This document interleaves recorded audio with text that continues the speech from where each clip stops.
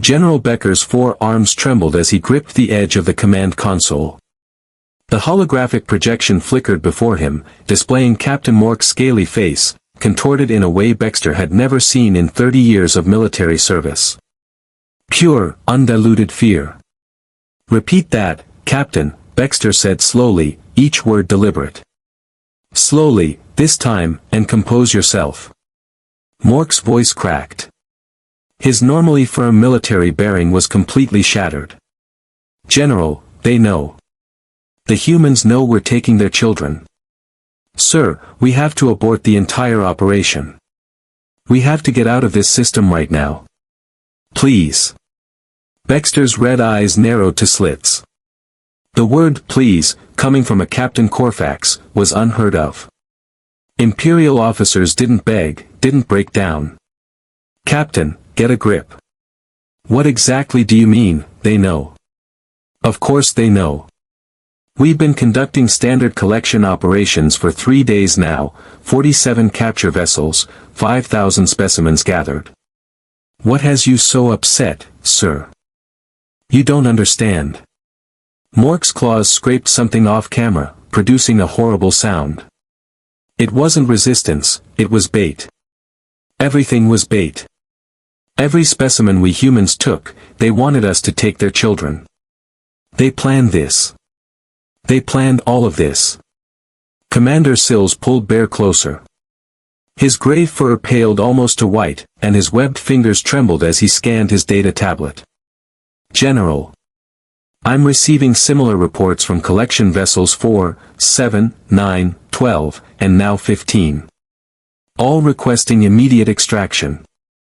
Some are already breaking orbit without authorization." Baxter felt the first cold thread of unease coil in his chest cavity, enveloping his primal heart. In 2 centuries of expansion across 43 star systems, the Corfax Empire had harvested specimens from hundreds of worlds. They had taken beings from water worlds, gas giants, ice planets, desert wastelands. Never, not once, had their officers sounded like this. Never had the ships broken formation without orders. "All ships. Hold your positions." Baxter commanded, his voice sharp enough to cut metal. Captain Mork will explain himself clearly and concisely. "Why do you think this was planned? I want details. Not panic." Mork's hologram peered over his shoulder, and Baxter caught a glimpse of other crew members behind him abandoning their posts. Some were already sealing their personal environmental suits. The ship was utter chaos. The kind of disorder that got captains court-martialed and crews executed for cowardice. The children, Lord, the ones we took, weren't afraid. Not truly, not as they should be.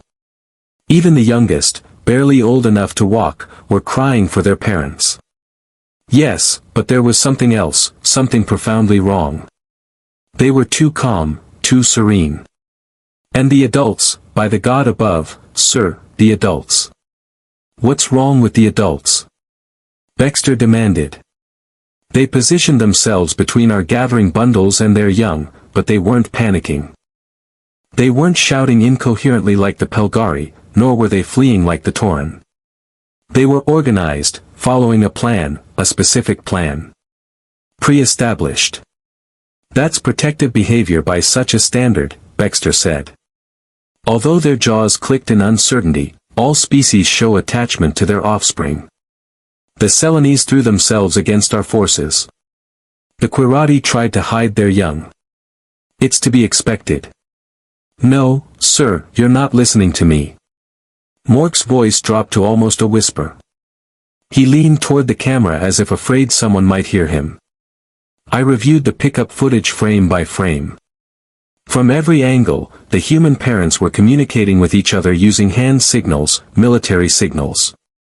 I cross-referenced them with our intelligence database on human military organizations. The signals matched exactly, precise positioning, timing, coordination." Baxter's second heart began to race. "He's saying they've had military training." "I'm saying they all had military training, sir." Every adult at the pickup points, hundreds, thousands, moved like soldiers, as if they had rehearsed this specific scenario. And some, sir, Mork's voice broke completely. Some were smiling, grinning as we took their children away, as if they knew something we didn't, as if they'd already won. The bridge fell into such complete silence that Baxter could hear the faint electrical hum of the ship's neural processors. Even the usual murmur of communication ceased as every officer on the bridge turned to listen. Impossible. Sills muttered, his fingers flying over his tablet. We monitored their communications for months during the reconnaissance phase. They're a fragmented species. Hundreds of nation-states. Dozens of distinct governments, multiple languages, constant internal conflicts over resources, territory, ideology. They don't have a unified planetary government. There is no single military command structure. Our intelligence was crystal clear on that, sir, the communications officer called. A young woman named Kira, from her station, her voice high with stress, detected a massive spike in human transmissions. All frequencies, all channels, all languages are using some kind of distributed network that we haven't been able to trace. The signal density suggests planetary coordination, complete planetary coordination. Every major population center is communicating with every other one simultaneously. That's impossible, Sills repeated, but now his voice sounded uncertain. They don't have the infrastructure for that. We attacked their main communications satellites in the initial strike. Their continental networks should be fragmented. They are, sir, Kira replied. That's the strange thing. They're using thousands of small local transmitters instead of centralized systems. It's like a spider web. Cut one thread and the others compensate. It's actually more robust than our own communications network. Becker's mind raced, flooded with memories. 3 days ago, standing on that very bridge, the conquest of Earth had seemed not just straightforward, but almost insultingly easy. The blue-green planet spun beneath their fleet, peaceful and unaware. Baxter had been on that very bridge, watching the tactical displays with satisfaction. His 4 arms clasped behind his back in the traditional posture of a commander. Corfax relaxed. Earth's defenses seemed almost comically primitive. Chemical missile weapons based on explosive reactions. Crude nuclear devices that required proximity to be effective. No force field, no plasma cannon, no particle axe, no faster-than-light travel capability. The scans had been absolutely clear. A Type 0 civilization, barely skimming the edges of space with primitive chemical rockets, had managed to land a few dozen beings on their own moon decades ago and seemed proud of that pathetic achievement. Commander Sills had told Baxter that first day with such absolute confidence that it bordered on arrogance. Initiate the collection operation. Standard protocol. Target the young specimens first. They are better suited to the working needs of the Empire. The young can be trained, molded, made useful. Yes, sir. The collection teams are ready and in position. We disable their main communication networks first. Standard suppression doctrine. They don't need to see what it happens, they see it. Fear makes them docile. Terror breaks their will to resist. The Pelgaris surrendered in a matter of hours as soon as they understood the futility of resistance. The Tauren took a whole day, but only because they attempted a futile counterattack before accepting reality. The humans will be even quicker. They have no true military tradition, no warrior culture. They are soft. How naive he seemed now. How foolish, how utterly, catastrophically wrong. Baxter remembered reviewing the intelligence reports before the invasion. He had read them in his private quarters, reclining in his resting cot, occasionally clicking his jaw in amusement at the absurdity of human society. Listen, this he had told Sills at dinner that night. Humans can't even agree on a basic distribution of resources. Some regions are extremely wealthy, while others starve. They fight wars over religious beliefs that differ only in the most minute details. They create divisions, artificial beings based on small genetic variations in skin pigmentation. They are fractured, broken. This won't even be a challenge. THS had nodded enthusiastically. The preliminary report says they have fought more than 30 major wars in the last century alone. They have killed hundreds of millions of their own kind. They are self-destructive. The Empire will do them a favor by bringing order to their chaos. Exactly. We are not conquerors, we are civilizers. They should be thanking us. That conversation seemed like something from another life. The first harvest had been almost boring in its simplicity, in how easy it had been. Harvest Ship 7, commanded by Captain Irels, had descended on what humans called New York City, the largest human settlement on the continent, home to more than 8 million specimens, perfect for an efficient harvest. Approaching the designated harvest zone, Irels had reported, his voice calm and professional, activating extractors. The ACE systems had activated, creating pillars of bluish-white light. That descended from the ship like the fingers of an angry god. Hundreds of humans were pulled upward, floating into the holding bays. Adults screamed. Some tried to flee, others froze in shock. Children cried. It was all by the book, exactly as the training simulations had predicted. Collection in progress as planned, Irels had said. Minimal resistance. Some humans are attempting to hide in their structures, but our sensors are tracking them with ease. This will be completed in less than an hour. Excellent work, Captain, Baxter had replied. Proceed to Collection Zone 2 when finished. We're ahead of schedule. But then, in less than 6 hours, the reports began to change. At first subtly, then dramatically, Sir, Captain Irels had reported from Collection Ship 4, now positioned above a human settlement called London. Humans are forming defensive rings around their offspring, several layers. They link arms, creating physical barriers. They are no longer running. Use pacification aces if necessary. Necessary. Baxter had ordered a confident Becker. We're on schedule. Don't let emotional displays slow the operation. Sir, they're not attacking us. They're just standing there refusing to budge. We have to use the aces to rip them out of the gathering zones, and that's slowing things down considerably. And sir, there's something else. They're coordinating somehow. As soon as we push one group away, another moves in to take their place. It's as if they're following a pre-programmed pattern. Baxter had dismissed it as desperation. An emotional desperation, clumsy, typical of a species too primitive to understand when it had been defeated. Every species went through the denial phase. Humans would be no different. That was 2 days, 40 Standard Time, and 8 hours ago. It felt like a lifetime ago. Now, standing on his bridge with panicked captains reporting from multiple gathering points, Becker realized he might have made a fundamental error in judgment. Mr. Sills, he approached with his tablet. I've pulled up the report, A Complete Guide to Xenobiology on Humans. Is there anything here you need to see? Show it to me. The holographic screen shifted, displaying a rotating model of Earth. Data scrolled alongside it.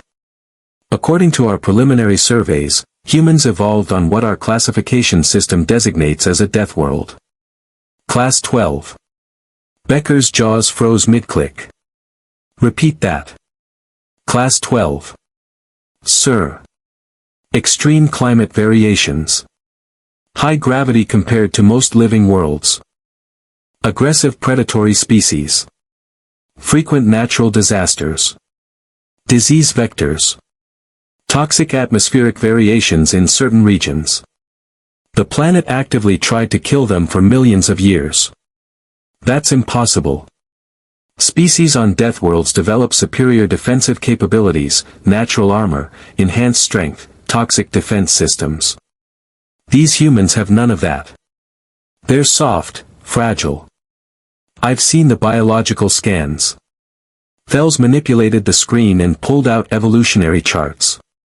The report suggests that humans developed intelligence and social cooperation as their primary survival adaptation rather than individual physical enhancement. They learned to use tools and work together to overcome environmental challenges, tools and cooperation. Baxter studied the data. Irrelevant. We have superior technology. Perhaps, sir, but there's another annotation here. It's marked as speculative, but the xenobiologist who compiled it flagged it as urgent. Phil's highlighted a snippet. It says, and I quote, "I recommend extreme caution if human offspring are threatened.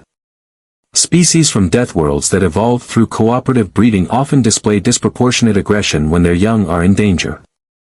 I suggest observation only, without contact." When was this report submitted? 6 months ago, sir.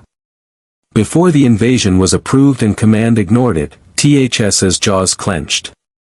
The report was submitted by Junior Krill, the xenobiologist. It's not dated.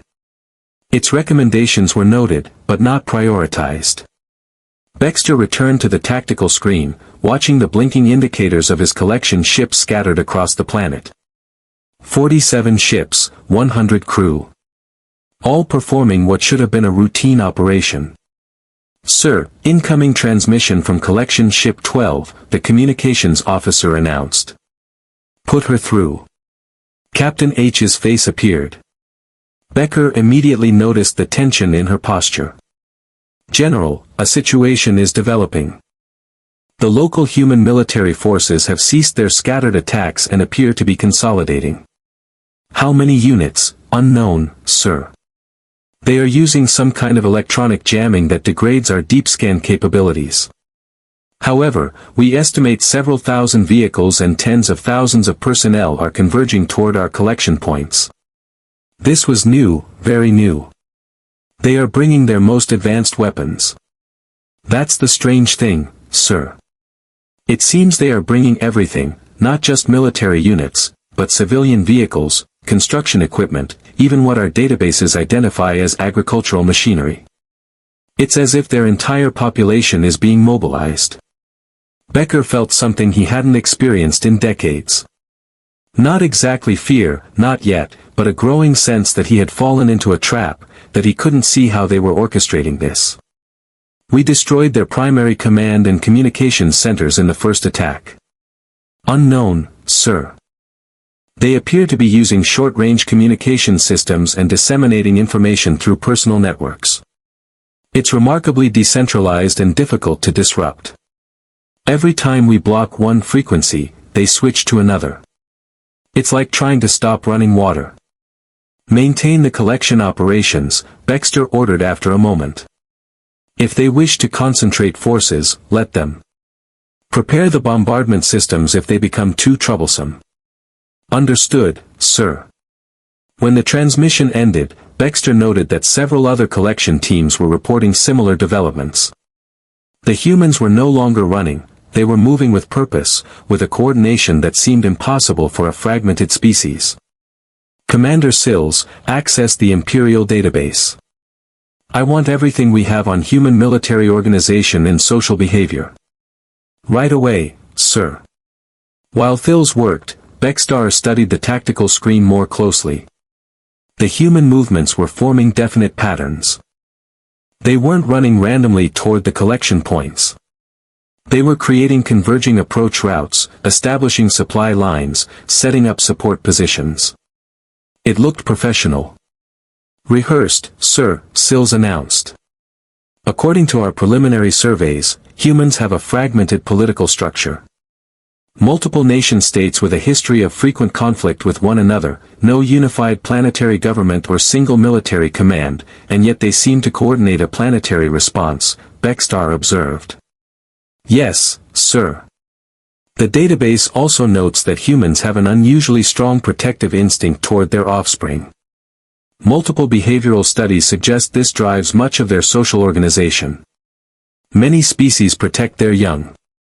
That rarely translates into effective military action." "Right, sir. But there are unusual notes in the xenobiology reports. Humans have a documented history of extreme violence. When their children are threatened, there are references to something called maternal instinct and paternal fury. The cultural base contains thousands of stories, myths, and historical accounts centered on parents battling impossible odds to protect their children.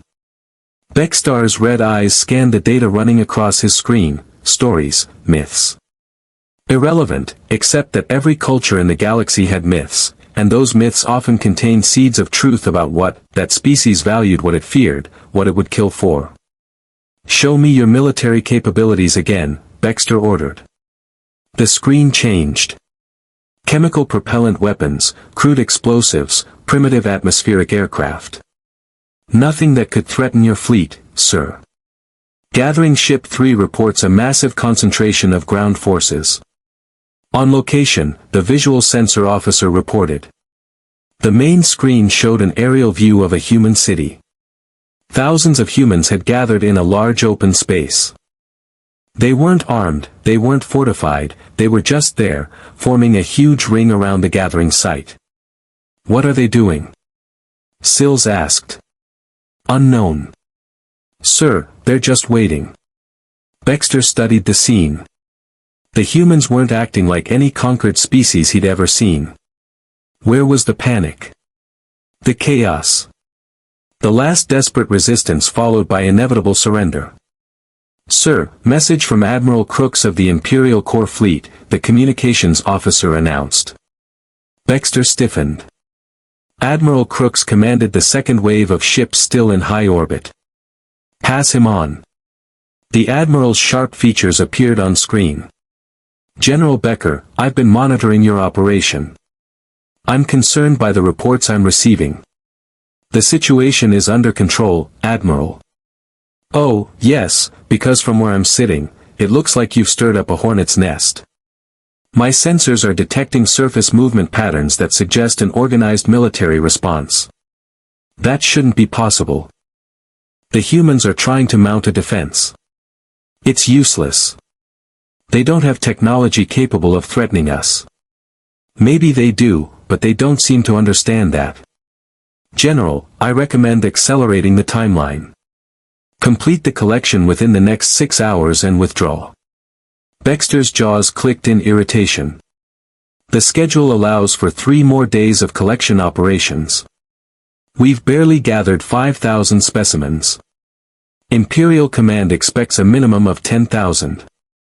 The Imperial Command isn't here watching this planet coordinate like a military superpower, Crux retorted sharply. "General, I've conquered 17 worlds. I've seen resistance movements. I've seen last desperate fights. This isn't any of those things. This is something else, something organized, something planned. With all due respect, Admiral, panic can look like organization from orbit. Then take a closer look at your tactical overlays. General, look, really, those movement patterns aren't random. They're textbook military maneuvers, flanking positions, supply chains, communication relays. These primitives execute a coordination that would test our own forces." Baxter opened the tactical overlay. The Admiral was right. The patterns were too clean, too precise. But how? 6 hours, General, Crux said. "Then I recommend vitrifying the collection points and leaving. We can't afford to lose ships to a species that isn't even supposed to have a unified government." The transmission ended. "Sir," another voice called. "Captain JZ of the collection ship. We have a problem. A big problem. Report. Humans have surrounded our landing zone. Thousands of them. But, sir, they are not all civilians. I detect military equipment mixed in with the civilian crowd. Armored vehicles disguised as transport trucks, personnel in civilian clothes, but moving with military precision. They are concealing their true strength. How many military personnel? Unknown, sir. They are deliberately mixing military assets with civilians. If we use the bombing systems, we will kill thousands of unarmed people. But if we don't, we could face organized military opposition." This was escalating faster than Baxter could keep up. All collection ships report status immediately. The responses flooded the channel, each more disturbing than the last. Collection Ship 2. Surrounded by human forces. They have established a perimeter. They are not attacking, only observing us. Collection Ship 5. Human military aircraft orbiting our position. They are staying just out of weapons range, but they are clearly tracking us. Collection Ship 8. Sir, the humans are transmitting something on all frequencies. It sounds like music and people talking, children talking. Play it, Baxter ordered. The bridge speakers crackled. The voice of a young human girl, maybe 6 or 7 Earth years old, spoke in her language. The translator interpreted her in real time. My name is Emily. I am 7 years old. Yesterday, the aliens took my friend Sarah. If you are listening to this, alien, you should know that Sarah's mom is a soldier. And her dad is too. And my mom is too. And my dad is too. And we are going to make sure they never take another child ever again. Another child's voice. My name is Marcus. I am 9. They took my little brother. My uncle is an army general. My aunt designs weapons. My mom works at the space agency. We are all coming for you. Another. I am Yuki. I am 8. They scared my sister. My grandfather was a fighter pilot. My grandmother worked on missile systems. In my family, everyone knows how to fight. In my country, everyone knows how to fight. And one after another, dozens of children, hundreds, all with the same message. We are not afraid. We are furious, and our parents are coming. Turn it off, Baxter said quietly, but the implications were already sinking in. Humans weren't just coordinating a military response, they were coordinating a psychological operation. They were using their own children to send a message, to show they weren't broken. To show they were united. Sir, Sills approached, the tablet trembling in his webbed hands. I've been analyzing patterns of human communication. They're using a technique called distributed networks. There's no central command we can attack. Each group is autonomous, but coordinated. You cut one segment, and the others adapt instantly. That's brilliant, sir. Brilliant or not. They're still primitive, Baxter said. But the words rang hollow. Sir, I'm not sure they're primitive. I think we've only seen what they wanted us to see. Explain yourself. The technology we observed in the initial soundings was all chemical, all conventional. But, sir, we observed what they were openly using. And if they had technology they were deliberately not using, and if they concealed their true capabilities while we watched, that would require incredible discipline. Coordination on a planetary scale. They're a fragmented species. That's impossible. It is, sir, because they're coordinating right now. Just in front of us, Baxter turned to the main screen, contemplating the blinking indicators of his collection ships, each reporting human forces gathering around them, not attacking, just waiting, watching. It was unsettling. In his 2 centuries of service, enemies either attacked or fled. They didn't just watch. Sir, transmission from Collection Ship 12, Kira announced. Captain Hal says it's urgent again. Put it through. Hal's face appeared, and this time there was no hiding the fear. General, do you know our names? What? Humans are transmitting messages directed at specific ships, specific crew members. They're calling us by name, by rank. They know our designations, they know our formation patterns, they know everything. That's impossible. Our communications are encrypted. They're reading our encrypted communications, sir. They've been doing it all this time. They know every order you've given, every report we've sent. They've been listening to everything. The bridge fell into absolute silence. Every officer stared at the main screen, the full meaning hitting them like a tidal wave. If the humans had broken their encryption, then they knew the fleet's strength, its weaknesses, the invasion plan, everything. How long? Baxter asked quietly.